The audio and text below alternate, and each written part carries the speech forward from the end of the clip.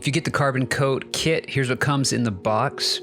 The main attraction is the carbon coat, but before you do that, you're going to want to use the carbon cleanse and the reconditioning oil.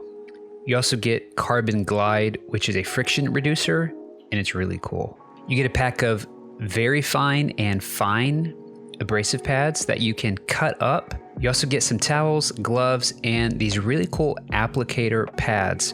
One side is blue, one side is white. They don't have any different function. It's just there to tell you which side you've already used. You probably could use the abrasive pads by hand. What I do is I cut them to the size of my sander. They mate with the hook and loop system really well, and it makes this process of preparation super easy because you're letting your sander do all the work. Next, you spray some of this reconditioning oil directly on, and you can work it in with the buffing pad.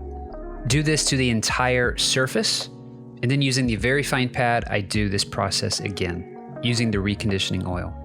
Using some shop towels, I clean up the mess using some odorless mineral spirits. Next, taking the carbon cleanse, I spray it on the surface, and using the black towels provided, wipe it on. Now, all that preparation is for this carbon coat. This is the thing you've been waiting for.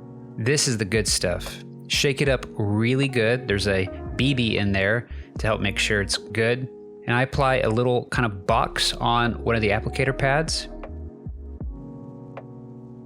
And you want to create a well line. That first line I drew, put most of the material on. I go in a box, and then I go taking my well line and apply all the way across the surface. This will ensure that a good amount of even coverage is achieved.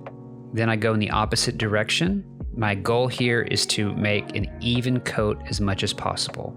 After 1 or 2 minutes, I will start to feel resistance, and that means the carbon coat is starting to harden and tacken up. And after waiting 60 seconds, I then drag any excess off at a 45-degree angle, and you will be able to feel the friction. Then after 60 seconds, I buff it in with this rag. Do this for the entire table, including your throat insert. It's a good idea to work in smaller sections and not try to do the whole table at once. So I use the natural breaks in the table saw as natural surfaces to work on at a time. Again, you'll see me doing the well line and then drawing the material over to the other side and then changing up, going 90 degrees to make sure I get even coverage. I'm also paying attention to where these areas overlap, and I'm feathering them in. Now, I did this process about 4 times to put 4 coats on the entire surface.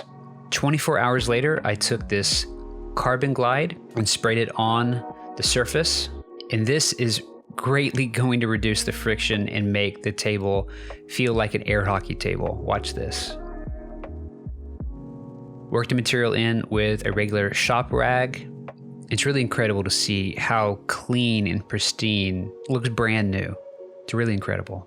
You can even place the Glide on your fence rails to help reduce friction there too. Check this out.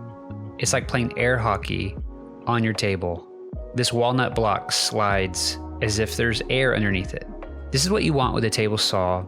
Slick is safe. You want the least amount of friction in your table saw to be safe.